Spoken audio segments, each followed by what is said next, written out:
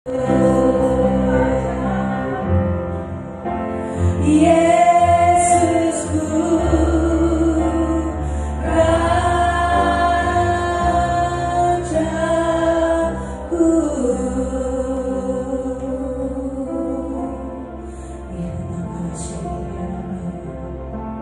saudara-saudara kita siapkan hati, kita mau mendengarkan firman Tuhan. Tuhan, kami berdoa Tuhan, dalam nama Tuhan Yesus kami mengaktifkan pelayanan malaikat untuk mengamankan tempat ini dan seluruh jemaat yang hadir. Tutup bungkus tubuh jiwa roh semua jemaat yang hadir pada sore ini Tuhan. Karena kami tolak, kami ikat segala gangguan dan kami hancurkan kuasanya. Kami mau sapu bersih segala roh-roh pembinasa keji dan roh-roh orang kuat yang sedang mencoba membuat kekacauan dan huru-hara. Ketika firman Tuhan disampaikan, kami mohon kuasa Yesus bekerja, kami mohon kekuatan Yesus bekerja saat firman Tuhan disampaikan. Termaterai, haleluya, puji Tuhan. Yang siap mendengarkan firman Tuhan katakan amin. Oke, shalom saudara-saudara semua. Sore ini kita mau belajar tentang mengatasi emosi negatif ya. Mari kita buka Raja-Raja 1 Raja-Raja 19 1 sampai 8. Yuk kita baca bergantian ya. Ya, 1 Raja-Raja 19 ayat 1 sampai 8. Judulnya Elia ke Gunung Horeb. 1 Raja-Raja 19 ayat 1 sampai 8. Yuk kita mulai. Saya yang baca duluan ya. Ketika Ahab memberitahukan kepada Isabel segala yang dilakukan Elia dan perihal Elia membunuh semua nabi itu dengan pedang, maka Isabel menyuruh seorang perempuan mengatakan kepada Elia, beginilah adanya para Allah menghukum aku, bahkan lebih lagi daripada itu. Jika besok kira-kira pada waktu ini aku tidak membuat nyawamu sama seperti nyawa salah seorang dari mereka itu, maka takutlah ia, lalu bangkit pergi menyelamatkan nyawanya. Dan setelah sampai ke Beersheba yang termasuk wilayah Yehuda, ia meninggalkan bujangnya di sana. tetapi ia sendiri masuk ke padang gurun sehari perjalanan jauhnya, lalu duduk di bawah sebuah pohon ara. Kemudian ia ingin mati, katanya, cukuplah itu, sekarang ya Tuhan, ambillah nyawaku, sebab aku ini tidak lebih baik daripada nenek moyangku. Sesudah itu ia berbaring dan tidur di bawah pohon ara itu. Tetapi tiba-tiba seorang malaikat menyentuh dia serta berkata kepadanya, bangunlah, makanlah. Ketika ia melihat sekitarnya, maka pada sebelah kepalanya ada roti bakar dan sebuah pot benih berisi air. Lalu ia makan dan minum, kemudian berbaring pula. Tetapi malaikat Tuhan datang untuk kedua kalinya dan menyentuh dia serta berkata, bangunlah, makanlah, sebab kalau tidak perjalananmu nanti terlalu jauh bagimu. Maka bangunlah ia, lalu makan dan minum, dan oleh kekuatan makanan itu ia berjalan 40 hari 40 malam lamanya sampai ke gunung Allah, yakni Gunung Horeb. Oke, jadi kita udah belajar ya, kita udah baca waktu Elia setelah dia membunuh nabi-nabi Baalnya Isabel, dia melarikan diri ke Gunung Horeb ya. Nah, Elia itu adalah seorang nabinya Tuhan yang dalam pelayanannya itu dia dipakai luar biasa oleh Tuhan. Namun Elia pun bisa kemudian ia tertekan dan terjerat dalam depresi serta emosi yang negatif. Nah, di sini nanti kita mau belajar bagaimana Elia bisa keluar dari jerat depresi dan emosi negatif. Seperti kita semua ya, di akhir-akhir ini ya, di mana keadaan ekonomi itu lagi terpuruk, ya kan? Nah, disitulah ada banyak orang yang merasakan burnout, ada yang merasa lelah, capek, depresi, ya kan? Kayak stres sendiri. Nah itu karena saking mikir berat, ya. Nah, Elia juga sama, waktu dia habis menyelesaikan tugas dari Tuhan membunuh nabi-nabi Baal, dia pun kelelahan, dia burn out. Ya, nah, bagaimana Elia bisa keluar dari jerat emosi dan depresi ini? Ya, di sini dikatakan Elia mengatasinya dengan cara yang pertama berhenti. Ya, kita baca ya di 1 Raja-Raja 19 yang ayat keempat. Tetapi ia sendiri masuk ke padang gurun sehari perjalanan jauhnya, lalu duduk di bawah sebuah pohon ara. Dia berhenti di situ. Ya, kemudian ia ingin mati karena orang yang lelah, yang burn out itu biasanya pikirannya itu negatif. Nah, di sini Elia juga kena pikiran itu. Dia pikirannya jadi negatif karena kelelahan, ya, kelelahan. Nah, di sini Elia itu mengakui kelemahannya sama Tuhan, ya kan?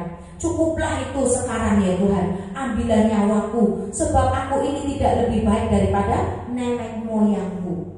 Elia mengatakan seperti itu.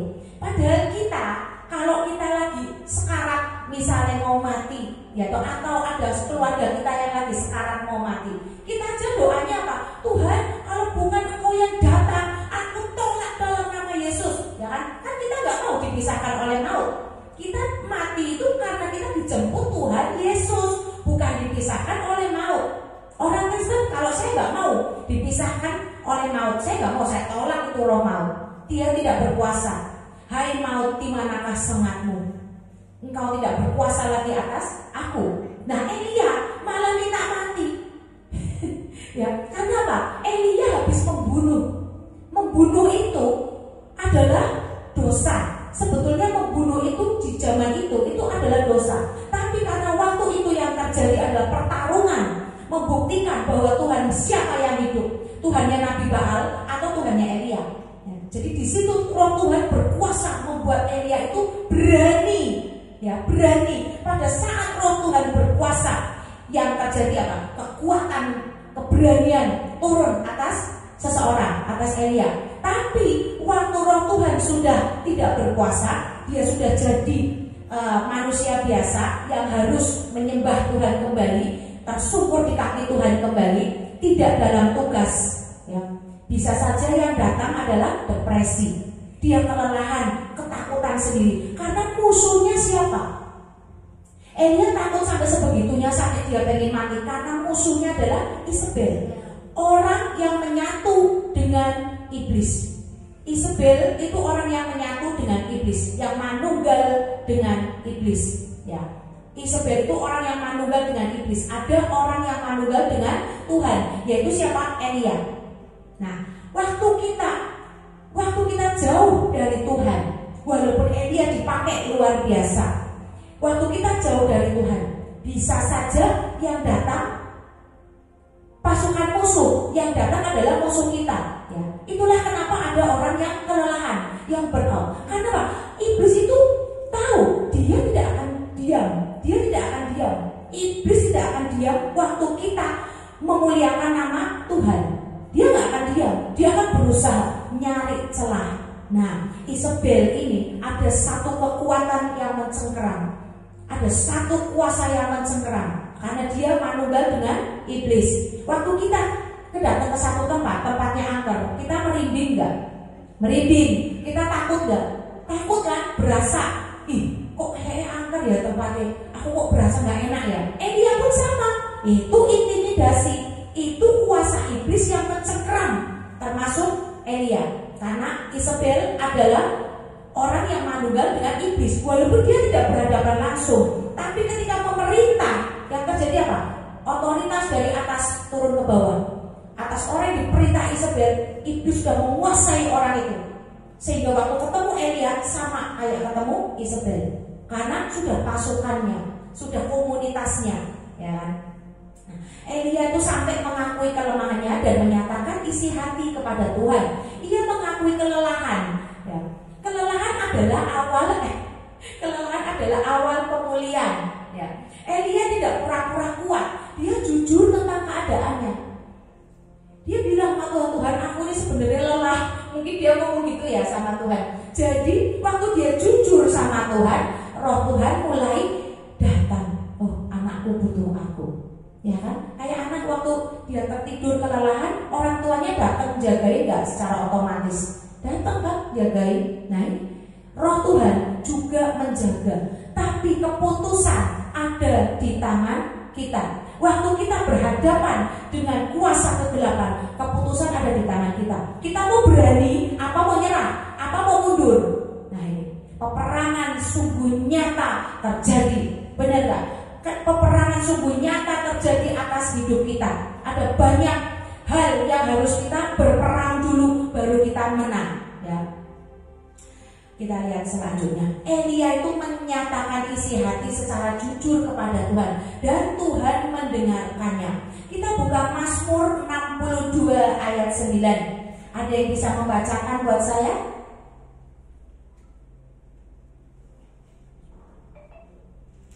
Mazmur 62 ayat 9. Mazmur 62 ayat 9.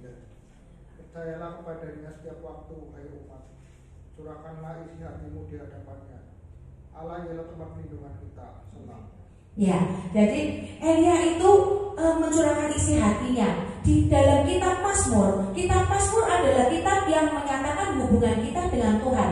Di situ tertulis, percayalah kepadanya setiap waktu, hai umat. Nah, ayat ini untuk kita semua yang kadang kita kurang percaya kepada Tuhan.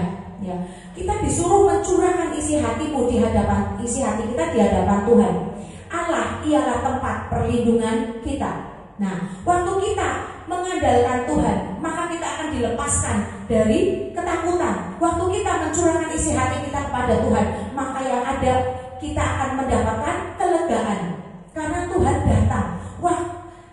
Firman berkata, ya, Tuhan dekat kepada orang yang remuk hatinya. Waktu kita remuk hati, kita hancur hati, kita merasa lelah, pengennya nangis, melow, pengennya sedih, lagi galau. Waktu kita mencari Tuhan, Tuhan itu ada loh. Pokoknya kalau kita lagi sedih, ingat, Tuhan itu ada di dekat kita. Karena jelas tertulis Tuhan dekat dengan orang-orang yang remuk hatinya. Nah, waktu kita ngerti Tuhan itu dekat dengan orang-orang yang remuk hatinya, Tuhan dekat loh. Kita mau apa? Kita nyari Tuhan sampai berlutut, tersungkur, teriak-teriak, berdoa pagi siang malam. Waktu kita ngerti Tuhan dekat dengan orang-orang yang remuk hatinya. Saat ini aku lagi remuk hati, jadi kita harus ngapain? Curhat. Kita harus curhat sama Tuhan. Kan jelas nih, kita lagi nangis. Iya ya, Tuhan dekat kepada orang-orang yang remuk hatinya. Aku lagi remuk hati, berarti Tuhan dekati aku. Ya kan, berarti Tuhan dekat kita. Nah, kita harus apa? Curhat. Tuhan, aku tahu kau ada di sini Tuhan, karena Engkau mesti kasihan. Aku aja kalau anakku nangis aku kasihan, apalagi Engkau Tuhan. Engkau lihat aku nangis, mesti Engkau ada di sini. Tuhan, sesungguhnya aku tuh gini-gini loh Tuhan. Tuhan tolongi aku tuh gini-gini, jujur ngomong sama Tuhan. Kadang Roh Kudus di situ akan menegur kita. Kenapa kita sampai menangis? Kenapa kita dalam kesesakan? Teguran Roh Kudus akan bicara. Waktu kita curhat sama Tuhan, maka dosa kita akan disingkapkan. Segala kesedihan, segala kejadian yang tidak enak itu terjadi kenapa? Karena dosa kita, karena kita menjauh dari Tuhan dan tidak mengandalkan Tuhan. Karena kita tidak mau melakukan apa cara Tuhan, makanya terjadilah kesesakan. Berjalan dengan pikiran sendiri, kekuatan sendiri. Sebetulnya Tuhan sudah kasih hikmat, tapi kita main burem. Nah, disinilah kekacauan mulai terjadi. Ya, be careful.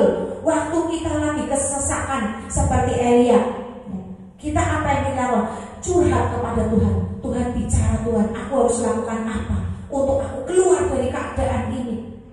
Ya, jangan menyerah seperti Elia, jangan menyerah. Ya, Elia bisa keluar dari kesesakan. Salah satunya dia maju berjalan lagi, move on lagi. Ya, kita lihat saja. Elia itu memilih berhenti sejenak untuk mencari Tuhan, bukan menyerah selamanya. Ada waktu untuk berhenti, ada waktu untuk mendapat kekuatan yang baru dari Tuhan. Kita buka Yesaya 40 ayat 31. Ada yang bisa bacain buat saya? Yesaya 40 ayat 31. Tetapi orang-orang yang menanti-nantikan Tuhan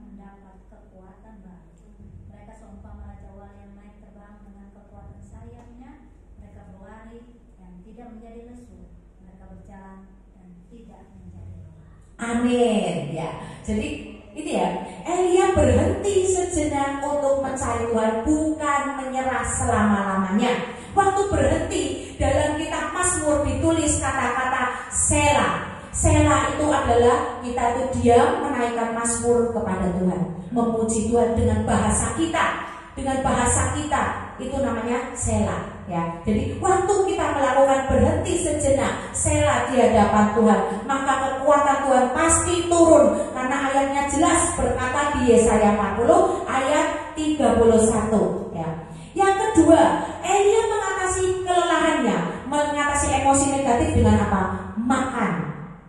Kita lihat di ayat 5 sampai 6 ya. 1 Raja-Raja 19 yang tadi ya, ayat 5 sampai 6. Sesudah itu ia berbaring dan tidur di bawah pohon ara itu. Tetapi tiba-tiba seorang malaikat menyentuh dia serta berkata kepadanya, bangunlah dan makanlah. Disuruh makan ya. Tuhan itu peduli akan kebutuhan jasmani kita. Tuhan itu tahu apa yang kita butuhkan. Makanya kalau ada orang yang kerja jungkir balik, kaki buat kepala, kepala buat kaki, sampai menomorduakan Tuhan, itu adalah orang yang tidak tahu firman menurut saya. Karena apa? Bukan kita mau dididik untuk menjadi pemalas, tapi semua itu ada waktunya. Ada waktunya kita memuji Tuhan, ada waktunya kita ke gereja, ada waktunya kita bekerja. Karena berkat Tuhanlah yang menjadikan kaya. Susah payah gak akan menambahinya. Jangan dikira kita bisa kaya karena kita duduk diem nungguin toko terus ya. Jangan dikira dengan nungguin toko kita bisa kaya. Tuhan itu punya 1000 cara untuk membuat kita diberkati.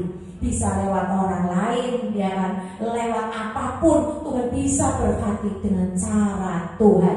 Jadi kita harus mengerti bahwa kita itu nggak perlu sampai ngoyo banget, kaki buat kepala, kepala buat kaki. Itu orang dunia. Kalau anak-anak Tuhan itu enggak. Tuhan memberkati kita waktu kita tidur, asalkan kita mencari terlebih dulu kerajaan surga, maka semuanya itu akan ditambahkan, ya kan? Jelas banget, enak banget kalau itu Tuhan itu enak banget. Gak usah ngongso, pulang kerja langsung duduk diam dengerin firman, nyanyi, muji Tuhan. Bagian kita cuma itu toh loh. Apa sih susahnya? Banyak orang yang gak bisa loh, bener. Saat teduh, nyanyi, nyembah Tuhan, baca firman, itu banyak orang yang gak bisa. Lebih suka nge-scroll, lebih suka chatan sama teman-temannya, lebih suka lihat dunia dalam berita, apa yang mau naik, apa yang mau ini, apa yang mau itu. Itu loh. Tapi Tuhan bisa menolong dengan cara Tuhan. Dan saya sudah banyak membuktikan bahwa Tuhan itu memperhatikan kita ya. Pemulihan emosi dimulai dengan memperhatikan fisik. Dalam hal ini makan untuk mempertahankan kesehatan ya.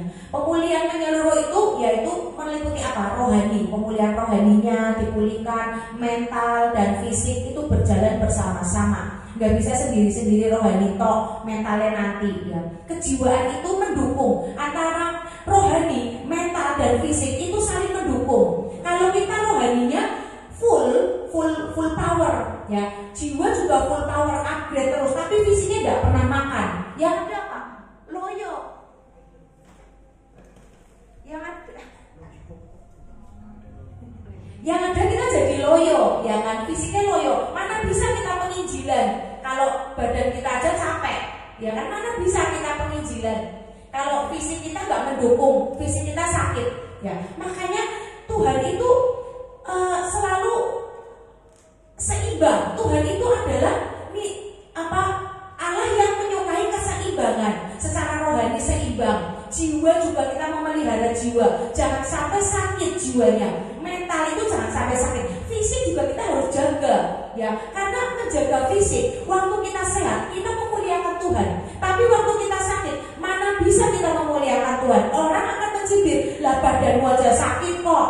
Nah itu loh, kadang itu seperti itu yang terjadi. Akhirnya apa? Jadi batu sandungan. Makanya firman Tuhan kan berkata, ya, tubuh kita adalah bait Allah. Jadi kita harus apa? Menjaga. Udah tahu bait Allah, minum yang manis terus gak takut kena gula ya, itu medeni. Itu namanya jadi batu sandungan kalau sampai kita sakit. Udah tahu suruh menjaga bait Allah, ngerokok syukur. Nah terus gimana kita mau memuliakan Tuhan, ya kan? Nah itu kan nggak bisa jadi perjuangan. Makanya harus apa? Menyeluruh, seimbang, ya. Jangan abaikan istirahat dan kesehatan fisik saat mengalami tekanan batin. Saya sendiri, kalau saya lagi sedih, saya masuk kamar, saya berdoa, dalam hati saya ngomong, saya nangis di atas tempat tidur, nggak ngomong pakai mulut tapi ngomong pakai hati. Saya wadur ke Tuhan lewat hati supaya iblis nggak tahu apa yang jadi pergumulan saya. Ingat loh ya, ada doa yang harus diperkatakan dengan keras, yaitu apa? Deklarasi, yaitu apa? Perintah untuk iblis itu keluar, perintah untuk kesembuhan itu dikatakan dengan keras. Tapi doa pribadi, pergumulan pribadi, ngomongnya diem di hati. Cuma kita dengan Tuhan yang tahu. Iblis gak tahu apa isi hati kita. Kalau iblis tahu, dia akan belokin itu, berusaha gimana caranya supaya gak terjawab, supaya terhalang. Terus dia akan pasang blokade penghalang. Itu. Tapi kalau pergumulan pribadi, ngomongnya diem, rahasia kita dengan Tuhan. Itu. Kalau saya tahu, habis itu saya nggak mau ketemu orang, saya tidur. Karena saya nggak mau kesedihan menguasai saya nggak mau. Makanya saya masuk kamar, lalu saya istirahat, saya tidur. Saya kalau banyak tidur berarti hati saya lagi sedih.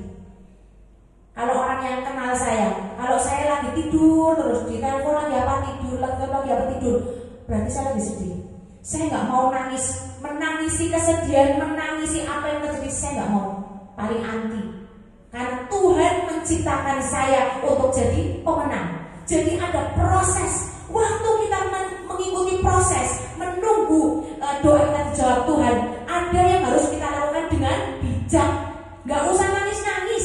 Kita percaya aja, perkatakan. Tuhan itu sudah menetapkan langkah-langkah orang yang hidupnya berkenan kepadanya. Saya kalau lagi lemah iman, saya nyanyi juga. Di samping tidur, saya duduk diam, saya langsung perkatakan iman, deklarasi iman dengan apa? Dengan lagu. Tuhan menetapkan langkah-langkah orang yang hidupnya berkenan kepadanya. Ya, nah itu. Apabila ia jatuh tak sampai tergeletak, sebab apa? Menopang tangannya. Yuk kita ulangi sekali lagi lagu ini ya, untuk deklarasi iman. Menetapkan langkah-langkah orang yang apa?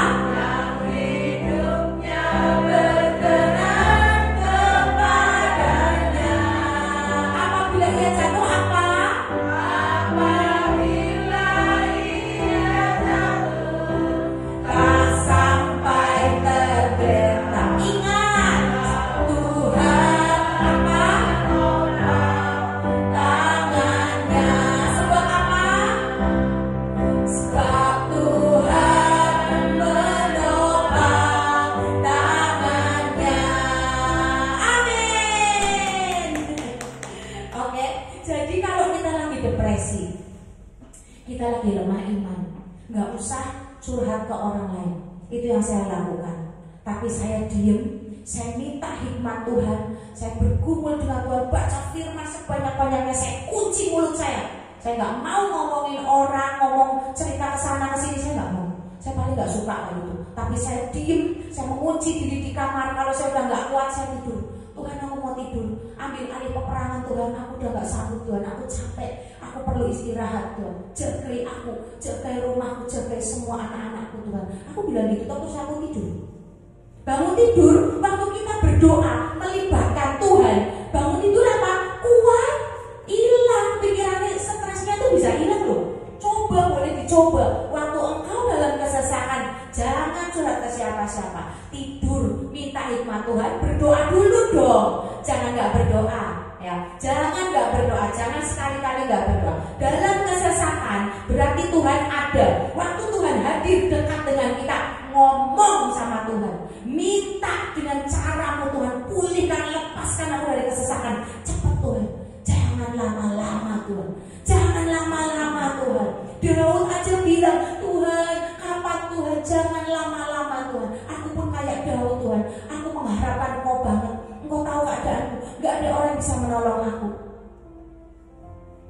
Engkau yang jadi andalanku. Pasti Tuhan jawab. Waktu kita tidur, mau tidur, doa dulu, sapu bersih tuh semua roh yang mengacaukan hidupku, yang membuat aku nangis, yang membuat aku kesesakan. Aku ikat kamu, aku sapu bersih, aku habisi kekuatanmu, aku hancurkan kekuatanmu. Ikat musuh kita. Ingat, musuh kita bukan darah dan daging, tapi apa? Roh-roh itu yang masangi blokade-blokade penghalang-penghalang kita. Itu musuh kita. Beresin dulu alam rohnya. Kita kan terdiri dari tubuh, jiwa, roh. Nah, kalau kita beresin tubuh kita doang, rohnya nggak diikat, nggak dibersihin, nggak diberesin, itu pembinasa-pembinasa kecil. Ya konyol. Yang di roh itu akan ketawa. Capek kamu palingan lama-lama. Nah kan itu makanya Tuhan itu bilang, pertahankan apa yang ada padamu. Ini perintah untuk apa? Doa peperangan, supaya jangan seorang pun mengambil mahkotamu. Nah, jadi suruh mempertahankan yang sudah ada dipertahankan, yang masih berantakan diberesin. Nah ini kita harus kuat, jangan gampang depresi, jangan gampang depresi seperti Elia. Kita harus mengerti bahwa Tuhan dekat kepada kita. Itu supaya kita kuat, ya. Masalah itu nggak akan langsung hilang, ya. Jadi kita perlu sesuatu strategi untuk menghadapi musuh. Peperangan bicara tentang strategi.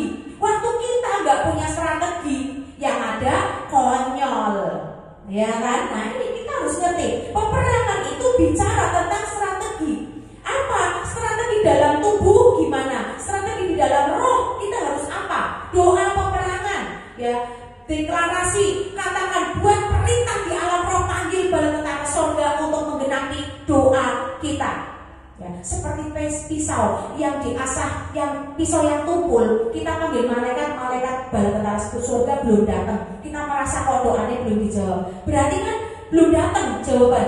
Kita asah terus, kita perkatakan, deklarasi terus, coba terus, aktifin malaikat terus. Lama-lama seperti pisau yang tumpul diasah jadi tajam. Kita doa langsung tek, seketika dalam waktu berapa menit terjadi keajaiban. Itu berarti pisaunya udah tajam. Ada proses menunggu. Waktu kita mau lagi mengasah proses, itu kan lagi mengasah pisau, itu kan proses untuk menajamkan. Yaitu kita sabar, kita pakai apa? Firman Tuhan untuk membuat kekuatan atas jiwa kita.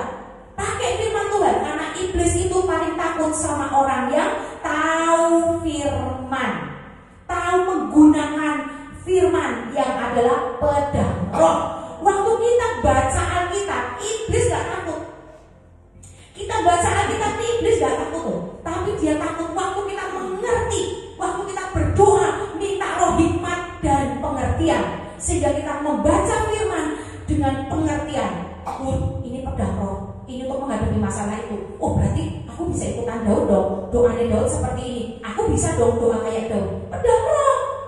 Sementara kita sedang dalam proses untuk mempertajam manusia roh, membuat besar raksasa manusia roh kita, untuk melawan iblis-iblis raksasa, kita bergaul dengan firman, masuk di komunitas-komunitas yang berdoa untuk kita, bukan komunitas yang bocor mulut, bukan komunitas yang gosip, tapi yang mendoakan. Nah ini, ya, kita harus sampai seperti itu. Menguatkan diri untuk kembali menghadapi kenyataan, bukan lari dari masalah. Ya, di Mazmur ada perikop yang judulnya, ayat yang judulnya doa menguatkan kepercayaan. Kita bisa nyatakan itu waktu kita lemah iman. Kita buka di Mazmur ada ya, nanti dicari doa untuk menguatkan kepercayaan. Saya sering waktu saya lagi berasa kering, saya angkat firman itu, saya baca itu satu perikop, saya baca. Tuhan, seperti Daud menguatkan kepercayaannya kepadamu, aku juga mau menguatkan kepercayaanku kepadamu Tuhan. Karena aku harus menang, aku harus memuliakan namamu Tuhan. Dengan caramu aku menang, dengan caramu aku harus menang Tuhan. Aku mau menguatkan kepercayaanku padamu. Daud menguatkan kepercayaan waktu dia diserang, serangan fajar di Siklag. Habis semua sak keluarganya habis dijarah. Dia Dia mau apa? Cuma nangis, tapi dia nggak mengutuki Tuhan. Tapi apa? Menguatkan kepercayaan. Ini penting supaya kita tidak menjadi lelah, kita nggak depresi. Kita harus terus terhubung dengan Tuhan, harus terus mengandalkan Tuhan. Waktu kita mikir gimana caranya dengan kekuatan kita, pikiran kita sendiri, nggak akan dapat masalah. Nggak akan dapat kemenangan. Waktu kita menang, waktu kita berhasil, itu mungkin cuma sebuah kebetulan. Tapi waktu kita melibatkan Tuhan, kita akan menang dalam ketepatan. Tepat seperti anak panah di tangan pahlawan, langsung nancep ke sasarannya. Nah, kita harus jadi seperti itu. Kita harus semakin peka, semakin melatih otot-otot. Yang ketiga, bagaimana Elia mengatasi burnout-nya? Dengan berjalan kembali. Kita baca di 1 Raja-Raja yang ayat 8. Maka bangunlah ia, lalu makan dan minum, dan oleh kekuatan makanan itu ia berjalan 40 hari 40 malam lamanya sampai ke gunung Allah, yakni gunung Horeb. Di sini di ayat 8 ada banyak hal yang mau saya bilang. Yang pertama, Elia adalah orang yang diurapi Tuhan. Waktu Elia diurapi Tuhan, roh Tuhan bekerja pada dia.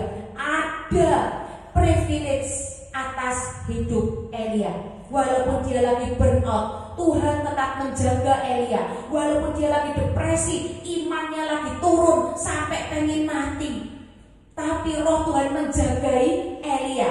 Ya, ada penyediaan Tuhan, ada campur tangan Tuhan, ada cara Tuhan, yaitu mengutus malaikatnya, memberikan makanan kepada Elia. Makanannya apa sih? Cuman roti bakar dan minum, ya.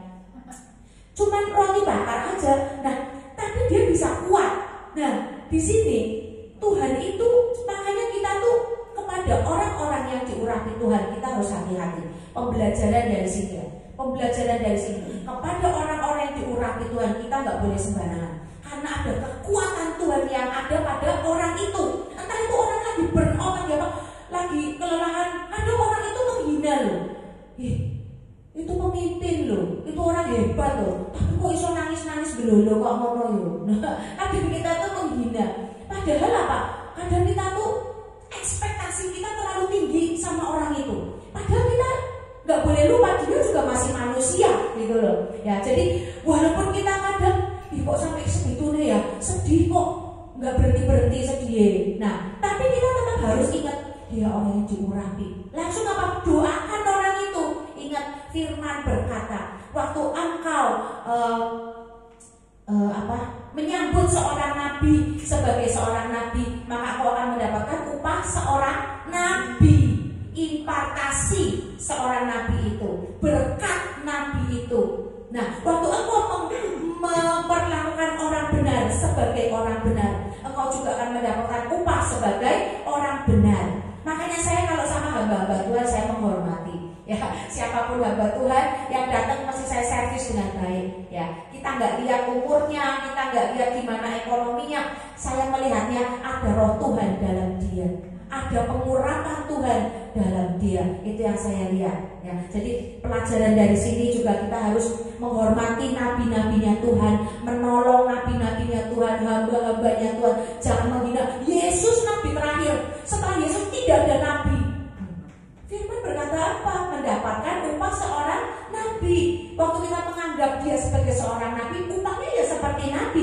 Menganggap dia sebagai orang benar, upahnya ya upah seperti orang benar yang kita terima. Nah itu ya. Jadi kita jangan melihat orang dari beberapa segi ya. Jadi, pokoknya kita lihatnya Tuhan, kita pandang Tuhan, maka kita akan selamat ya. Jadi Tuhan itu memberi kekuatan yang baru untuk berperjalanan selanjutnya. Setelah cukup waktu istirahat dan makan, Tuhan mengutus Elia untuk berjalan lagi. Ya. Jangan berhenti di lembah keputusasaan. Kita nggak boleh putus asa, tapi teruslah melangkah. Ya. Proses kesembuhan terjadi sambil berjalan bersama Tuhan. Berjalan bersama Tuhan loh ya, bukan sendiri dan lepas dari hadirat Tuhan. Proses kesembuhan pemulihan terjadi waktu kita melibatkan Tuhan, berjalan bersama Tuhan dan mengandalkan Tuhan. Perjalanan ke Gunung Horeb itu bisa diartikan sebagai gunung perjumpaan dengan Allah. ya, adalah perjalanan untuk memulihkan rohani kita. Dan Gunung Horeb adalah simbol tempat perjumpaan dan pembaharuan dari visi misi hidup kita. Kita hidup mau apa? Kita menikah mau apa? Kita jadi orang tua udah ngapain buat anak? Itu visi misi kita. Dari awal kita menikah mau apa? Nah, ya misalnya ya, akhir-akhirnya ada banyak orang yang bercerai. Kasus perceraian itu tinggi banget di Indonesia. Karena orang pada nggak tahu firman. Yang laki nggak bisa nyukupi sedikit, bukannya doa bareng, doa pegangan tangan gandengan yang kencang, malah semakin tuduh-tuduhan, malah semakin hitung-hitungan. Kamu nggak bisa nyukupi aku mau cari yang bisa nyukupi aku. Egois. Itu apa? Itu dari Tuhan bukan? Bukan. Ingat loh, iblis itu datang mau apa sih? Iblis datang mau apa? Kita harus ngerti loh ya. Nah, iya kan, iblis itu tujuannya mau apa? Membinasakan. Sebentar, saya. Pencuri datang hanya untuk mencuri, membunuh dan membinasakan. Ini buahnya iblis. Hati-hati loh. Kita lagi di dalam tahap apa? Lagi di dalam tahap apa? Lagi di tahap diberkati Tuhan, hidup damai sejahtera. Apa lagi di tahap pembinasaannya iblis? Kita harus tetap sadar dan berjaga-jaga loh. Hati-hati ya. Mana ya ayatnya ya? Saya itu dapat ayat itu loh. Di mana ya, Kejadian apa mana ya? Saya tadi itu nyatet tapi lupa. Nah ini saya ada ayatnya. Yang tadi ya, mari bangsaku masuklah ke dalam kamar, tutuplah pintumu sesudah kau masuk. Bersembunyilah barang sesaat lamanya sampai amarahmu itu berlalu. Itu yang saya lakukan. Ya, firman ini seperti saya. Nih tujuan iblis ada di Yesaya 14 ayat 17. Itu tujuan iblis. Lucifer dan antek-anteknya, ya, malaikat yang dibuang, malaikat jatuh, itu semua adalah musuh Tuhan yang bisa memanifestasikan dirinya jadi macam-macam, jadi orang meninggal, ya kan, leluhur yang udah meninggal datang. Jadi siapa, setan apa, itu Lucifer dan manifestasinya. Yang telah membuat dunia seperti padang gurun. Ingat kita Kejadian, Tuhan menciptakan bumi dan seisinya, dan dia berkata semuanya baik. Terus memberikan kuasa kepada manusia untuk menguasainya. Ya. Nah tapi tujuan iblis ini apa sih? Yang telah membuat dunia seperti padang gurun. Padang gurun isinya pasir, tidak ada airnya, ya kan? Kotor kabehnya ada di padang gurun. Iblis membuat kita seperti ada di padang gurun. Sadar, waspada. Seperti apa keadaan kita sekarang? Nih, banyak orang yang terlena dalam kesesakan. Dia menganggap kesesakan yang dia hadapi itu biasa. Bahkan sampai bertahun-tahun dalam keadaan seperti itu enggak sadar. Maka Tuhan ngomong, sadarlah dan berjaga-jaga. Seperti apa keadaanmu? Waktu engkau ngerti ada di padang gurun, nyembah lebih tersumur lagi di hadapan Tuhan. Nyembah 1 jam, nyembah 2 jam, 2 jam belum dijawab lagi, nyembah 3 jam. Terus sehari 3 kali, 3 kali belum dijawab lagi, sehari 4 kali. Pasti Tuhan akan nengok kepada kita. Gak mungkin kalau enggak. Ada orang yang lagi dalam kesesakan, dia malah gak mau berdoa, gak mau masuk kamar, doa peperangan, wadul sama Tuhan gak mau. Tapi curhatnya ke orang. Selesai gak? Enggak. Ada bagian yang harus kita lakukan, yang sedang dalam kesesakan. Ada bagian pendoa-pendoa, ada bagian hamba-hamba Tuhan, ada bagian Tuhan. Bagian Tuhan menimbang, layak gak kamu diberkati, sampai iblis gak bisa mendakwa kamu, sampai iblis gak bisa mendakwa kita. Dan Tuhan kudu banget, segera banget terjadi berkat turun, langit terbuka, segera cepat turun sekarang bila perlu. Ingat, kita jangan ada celah di depan iblis. Ini yang membuat doa kita delay. Tuhan tuh pengen memberkati, tapi kita gak tahu firman, tapi kadang gak mau melakukan karena kekerasan hati, kedegilan hati. Burnout, bukannya berdoa, Instagram untuk cari penghiburan, masalah nggak akan selesai, tambah parah. Iblisnya ketawa, terus buka lagi TikTok, ganti TikTok, IG udah tidak semua, TikTok belum, habis itu FB. Yang ada masalah nggak selesai. Tidak ada poin yang bisa Tuhan pakai untuk Nilo, lihat dan udah tersungkur sampai seperti itu. Harus berkat, harus turun iblis, kamu menyingkir. Harus sampai Tuhan bisa ngomong seperti itu loh ke iblis. Dia yang akan menghalangi, iblis yang memblokade berkat-berkat kita. Itu hancurkan egois kita, hancurkan kemarahan kita. Lepasin, minta kasih karunia Tuhan. Orang gak akan mampu melawan iblis kalau gak tanpa kasih karunia Tuhan. Minta, Tuhan tersungkur, aku gak mampu Tuhan. Udah berapa hari aku kondisinya begini terus Tuhan. Berikan kasih karuniamu, belas kasihanmu Tuhan. Aku mau lepas dari kesedihanku, aku mau lepas dari masalahku. Pulihkan anakku, pulihkan keluargaku, pulihkan orang tuaku, pulihkan ekonomiku. Teriak itu terus sama Tuhan, sampai sampai iblis itu sudah gak bisa mendakwa kita. Seperti Ayub, seperti Hana, sampai Tuhan harus menjadikan Hana ibu seorang nabi. Sampai Tuhan harus memberkati Ayub 2 kali lipat. Tidak ada celah poin yang iblis pegang untuk mendakwa kita. Lakukan itu, pasti doa kita terjawab Tuhan. Tunduklah kepada Allah dan lawanlah iblis. Sampai iblis tidak ada poin yang dipegang untuk mendakwa kita. Ingat, camkan ini. Untuk doa kita dijawab, lakukan sampai iblis tidak ada celah untuk mendakwa kita. Ini penting. Strategi, ingat, strategi melawan iblis, bicara strategi. Dan juga kita harus tahu cara Tuhan pedang roh bekerja, yaitu firman-firman mana, hukum Tuhan, pasal-pasal mana yang harus dinaikkan. Ini penting. Jadi kita udah ngerti ya, apa sih yang menyebabkan kita burnout itu apa? Apa yang menyebabkan emosi negatif? Apa yang menyebabkan kelelahan, ya kan? Apa yang menyebabkan depresi dan emosi negatif? Kita lihat ya. Kita bicara cepat aja cara-caranya ya. Terlepas dari hadirat Tuhan yang pertama. Kenapa kita bisa burnout? Karena kita terlepas dari hadirat Tuhan. Jadi kita harus selalu sadar dan waspada seperti yang tadi saya katakan dalam doa peperangan. Susun strategi, bagaimana cara Tuhan bekerja, bagaimana supaya iblis gak bisa nuntut saya, mendakwa saya. Apa yang harus saya lakukan? Yaitu apa? Konsekuen. Dan melakukan konsekuen apa yang sedang kita mau lakukan, kita lakukan dengan konsekuen, jangan bolong-bolong. Jadi gak ada yang iblis bisa tangkap untuk mendakwa kita. Lakukan dengan konsekuen. Terus kita harus terus dipenuhi roh Tuhan. Kalau kita nggak dipenuhi roh Tuhan, kita bukan manusia roh, kita kosong. Terus kekuatan dari mana yang ada?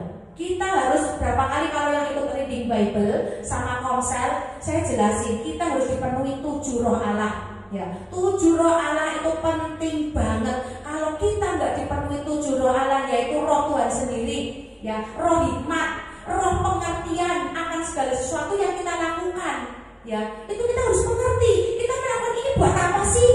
Kalau kita nggak ngerti kita melakukan ini buat apa, kita akan ogah-ogahan. Kita akan seenaknya sendiri, berdoa seenaknya, nyembah seenaknya. Ini roh pengertian. Waktu kita tahu kita nyembah buat apa, kita akan sungguh-sungguh nyembah. Waktu kita ngerti aku berdoa buat apa, aku baca firman buat apa, kita akan sungguh-sungguh dan kita akan berpikir keras gimana caranya aku dapat sesuatu dari firman ini. Tapi kalau kita nggak ngerti, kita akan seenaknya sendiri, rutinitas yang ada. Itulah pentingnya roh pengertian.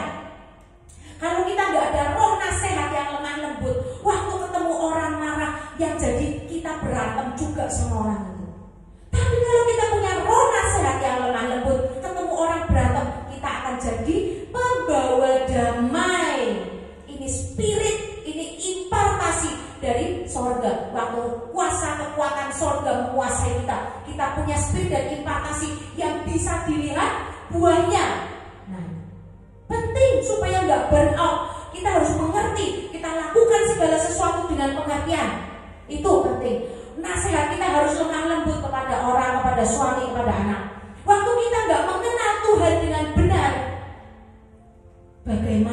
tidak bisa takut akan Tuhan? Yang ada, Tuhan nggak lihat, rasanya Tuhan nggak lihat. Tapi kalau kita tuh udah dikejar perasaan, Tuhan tahu, ada CCTV, Tuhan tahu, udah teguran yang ada di telinga kita, maka kita sudah punya roh takut akan Tuhan untuk mengenal Dia dengan benar. Ya, 7 roh Allah itu penting banget kita mengerti apa fungsinya. Kalau kita nggak mau mempelajari apa pentingnya 7 roh Allah, kita akan burn out sendiri. Karena kita tidak bisa dipenuhi Roh Kudus. Karena jiwa kita bebal. Kita cuma mulut doang, baca, nyembah kesungkur fisik doang. Tapi tidak sinkron dengan jiwa kita. Dengan sungguh-sungguh pingin kenal Tuhan, pengen Tuhan datang. Dan kita berarti bodoh. Umatku binasa karena kurangnya pengetahuan. Makanya jangan menjauhi pertemuan-pertemuan ibadah. Kalau pengen sampai gak bisa datang, minta dikasih ringkasan. Tadi khotbahnya apa? Tolong aku dikasih ringkasan. Atau bila perlu tolong rekamin ya, nanti kirim.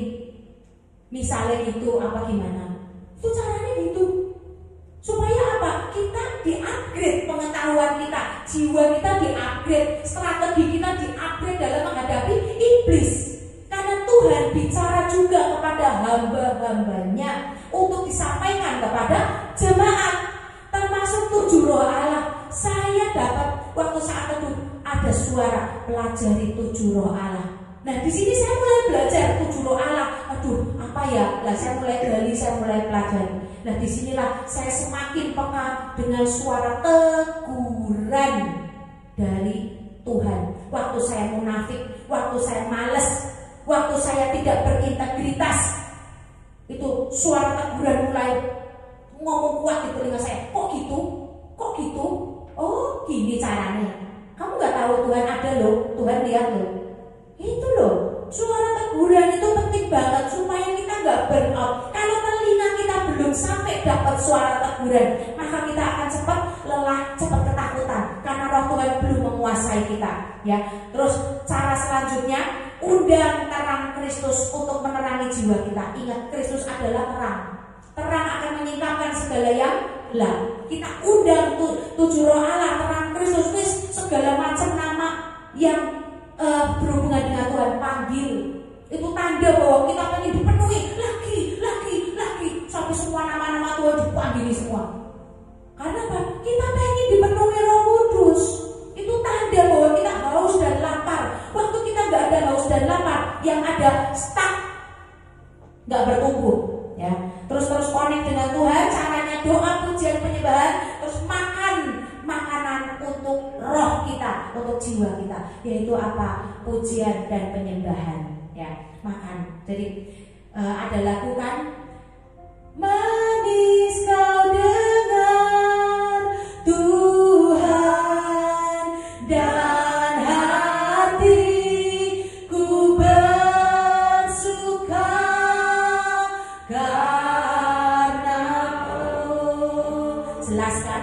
Dan hatiku bersuka karenamu. Hati itu apa? Jiwa. Ya, manis kau dengar Tuhan. Itu dinyatakan dalam lagu. Beri roh kita, jiwa kita makanan yang manis, yaitu firman Tuhan, pujian, penyembahan.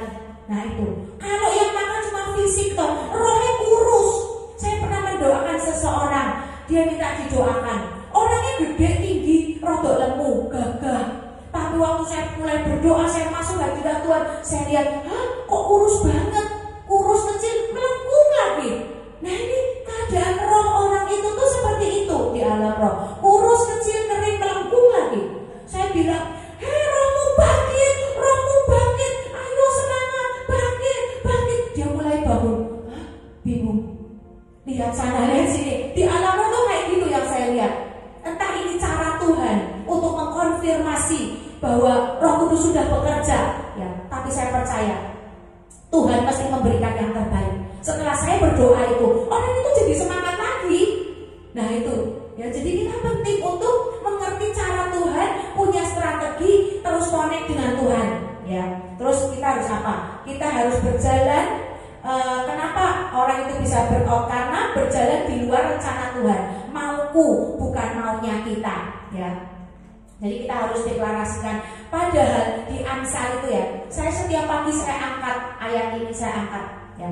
Amsal 16 ayat 3. Serahkanlah perbuatanmu kepada Tuhan, maka terlaksanalah segala rencanamu. Nah ini Amsal 16 ayat 3. Terus ada orang yang gak mau mempercayakan sama Tuhan loh. Dia lebih percaya dengan pemikiran sendiri. Orang yang sombong ya. Awal dari kejatuhan adalah apa? Kesombongan. Hati-hati. Orang yang gak mau percaya dengan jalan Tuhan, tapi kosek, ngenesek. Padahal Tuhan bilangnya enggak, bukan itu dulu, berdoa dulu. Waktu ini sudah cukup. Aku kudu jalan dulu. Nah ini cara apa? Cara Tuhan, cara manusia, bukan cara kita. Waktu kita melakukan itu, maka akan berantakan segala sesuatunya karena nggak tepat. Kita buka Mazmur 37 ayat 5-6. Serahkanlah hidupmu kepada Tuhan dan percayalah kepadanya. Ini harusnya lebih besar. Dan percayalah kepada Tuhan. Serahkan dulu, terus percaya habis itu. Stepnya ada, maka ia akan bertindak. Kalau kita belum serahkan, Tuhan tak serahkan loh Tuhan, semua tindakan Tuhan ini tak serahkan. Terus kita belum bilang, Tuhan aku percaya Tuhan, aku percaya Tuhan. Tuhan bertindak enggak? Enggak. Tuhan tunggu apa yang kita mau. Supaya iblis juga dengar. Ini salah satu doa yang harus diperkatakan, bukan doa dalam hati. Supaya iblis dengar, oh dia udah menyerahkan sama Tuhan, ya wes aku mundur. Berarti yang mengiring kita siapa? Pasukan Tuhan. Nah itu. Serahkan hidupmu kepada Tuhan. Yang kedua, percayalah kepadanya. Yang ketiga, dia akan bertindak. Ia akan memunculkan kebenaranmu seperti terang dan hakmu seperti siang. Hakmu. Orang-orang yang mencintai Tuhan, yang memandang Tuhan adalah orang-orang yang melepaskan hak. Tapi ketika kita itu menyerahkan segala sesuatu kepada Tuhan, Tuhan yang akan memberikan hak kita kembali. Dia yang memberikan, bukan kita yang nuntut, tapi Tuhan yang memberikan. Di sini jelas ditulis, ia akan memunculkan kebenaranmu. Kebenaran gak usah dibela. Ada orang yang memfitnah engkau, gak usah bingung mau menjelaskan, diam aja. Nanti Tuhan yang akan bela. Firman jelas berkata, ia akan memunculkan kebenaranmu. Ini berarti membelamu seperti terang dan hakmu seperti siang. Ya jelas banget, enak kan? Kalau kita tahu firman Tuhan, iman kita bertumbuh gak? Bertumbuh. Catat, angkat itu tiap hari. Waktu kita pagi bangun, bilang Tuhan aku menyerahkan segala perbuatanmu kepadamu Tuhan. Itu. Kenapa ada yang burnout? Kenapa yang lelah? Kenapa emosinya jadi negatif thinking terus? Kenapa? Yang ketiga, tidak hidup sesuai cara Alkitab. Kalau kita nggak hidup sesuai cara Alkitab, yang ada semua berantakan. Kita depresi sendiri karena cara kita bukan cara Alkitab. Ya, makanya kita harus baca Amsal tiap hari satu pasal supaya kita tahu bagaimana cara Alkitab menuntun kita. Kita lihat Mazmur yang hubungan kita dengan Tuhan, baca angkat Mazmur supaya Tuhan bela kita dan berikan keamanan kepada kita. Keamanan dalam apa? Dalam rumah tangga, dalam ekonomi, anak-anak kita semua dilancarkan, perjalanan kita semua dilancarkan. Oke? Kenapa? Dengan cara apa? Misalnya itu di Bible, di IFLC Tegal ya, bisa tanya tentang roh, tentang kejiwaan, tentang apa, bisa kita diskusikan sama-sama. Kalau saya nggak tahu, saya akan cari Pastor Thomas Chandra, saya tanya, karena Pastor Thomas itu orang yang tahu psikolog, yang bisa menggabungkan psikolog dunia dengan yang ada di Alkitab. Semuanya ada di Alkitab soal psikolog. Pastor Thomas tahu banget. Kita beruntung punya gembala yang mengerti kejiwaan, ya gitu. Yang keempat, kenapa ada orang yang burnout? Karena apa? Transfer spirit. Jadi kita harus jaga pergaulan komunitas supaya kita nggak kena spirit perpecahan, kita nggak kena spirit kesakitan, spirit adu domba. Ya, kita jaga pergaulan kita, jangan sampai transfer spirit. Ya, yang keempat adalah kenapa? Ketakutan. Di ayat 3 ini, Elia meninggalkan bujangnya terus pergi menyendiri. Ini cara iblis. Iblis waktu bekerja mau memisahkan, membuat seseorang itu binasa. Yang pertama, memisahkan dulu, yaitu keluar dari komunitas, leave group, keluar dari komunitas gereja yang membangun iman dia, keluar bisa tiba-tiba kena roh kesakitan, keluar atau mundur dari pelayanan. Dia akan terpisah sendiri, akan nggak mau ketemu orang, pokoknya suka menyendiri. Ini cara iblis mengisahkan. Supaya apa? Dibuat terpisah, iblis bisa leluasa bekerja, ya. Jadi waktu kita takut, kita harus mengimani, memperkuat kepercayaan dengan cara apa? Misalnya kita deklarasikan lagu-lagu rohani yang menguatkan. Yuk kita nyanyikan Tuhan adalah gembalaku.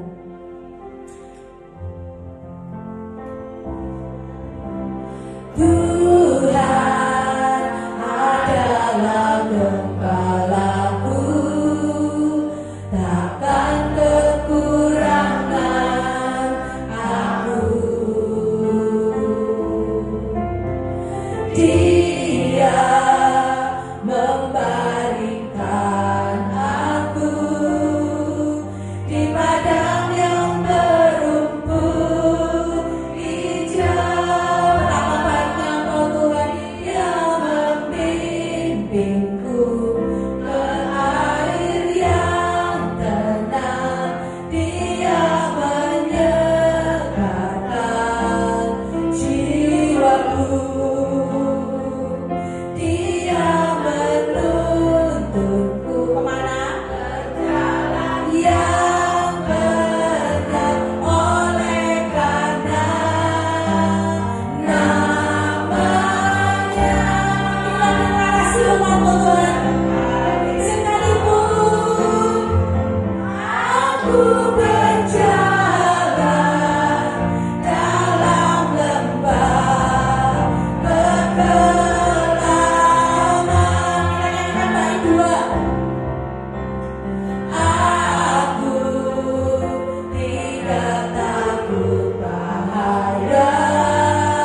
Sebab apa? Sebab Tuhan selalu menyertai kita. Gadamu dan tongkatmu apa? Itulah yang menghibur aku. Dia membimbingku ke air yang menyenangkan jiwa kami Tuhan. Terkadang kami tidak peka bahwa gadamu dan tongkatmu itu yang menghibur kami. Itulah yang membawa kami kepada keselamatan Tuhan. Berikan kami hati yang mau dididik dan hati yang mau diajar, hati yang mau diurapi oleh Roh Tuhan, membuat Tuhan berkata atas jiwa kami. Namanya sekalipun aku berjalan dalam lembah kegelapan. Sebab aku akan diam dalam rumah Tuhan sepanjang masa. Saudara-saudara, ingat, waktu rumah tanggamu terus-menerus kacau, terus-menerus berantem, waktu anak-anakmu terus-menerus jatuh bangun, maka sebenarnya ada rencana Tuhan di dalam rumah tanggamu ataupun di dalam anakmu.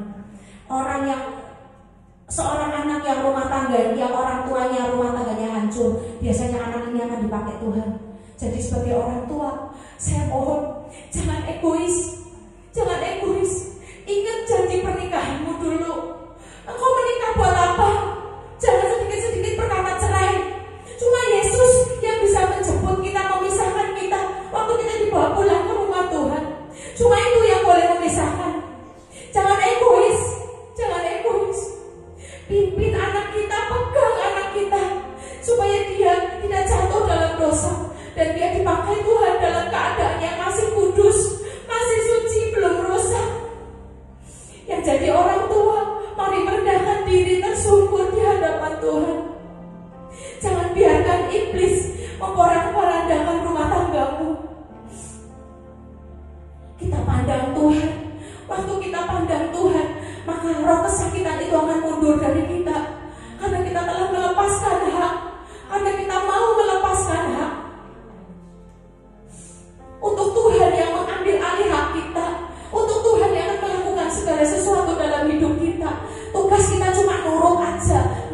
diri di hadapan Tuhan. Mari kita berdoa untuk anak-anak kita masing-masing ya. Setiap hari doakan anak-anak kita. Yang sudah menikah didoakan, yang belum menikah didoakan, yang masih kecil, yang masih jadi ABG didoakan, terus dikawal dalam doa. Karena iblis itu selalu mau menghancurkan apa yang menjadi milik Tuhan. Apa yang mau Tuhan berkati, dia akan menghancurkan terlebih dahulu. Jadi kita harus sadar, kita harus kawal, jangan lemah, jangan menjadi lemah. Tapi kita harus kuat di hadapan Tuhan, jangan burn out. Kita harus kuat di hadapan Tuhan, minta kekuatan Tuhan, kasih karunia Tuhan untuk kita mengawal segala sesuatu yang sudah dipercayakan pada kita sampai kita menang dan kita bisa pertanggungjawabkan waktu kita dipanggil pulang. Oke. Mari kita berdoa. Tuhan, buatlah kami terus ingat untuk kami terus mengandalkan-Mu, melakukan segala sesuatu dengan cara-Mu, bukan dengan cara-Mu, sesuai firman Tuhan, sesuai cara Alkitab Tuhan. Dan dalam tiap langkah dan pergumulan kami, Engkau selalu menyertai, memberikan roh hikmat dan pengertian dan pengenalan yang benar akan Engkau Tuhan, sehingga tidak satu pun di antara kami yang mengalami depresi dan kelelahan. Urapi kami dengan kekuatan baru dari sorga ya Bapa. Biarkanlah kami hidup di bumi seperti di sorga, seperti di padang rumput yang hijau tempat Engkau memberikan kami. Buatlah kami mengerti bahwa Engkau baik, bahkan teramat baik Tuhan. Termaterai. Semua yang diberkati Tuhan, mari kita katakan amin. Silakan WR.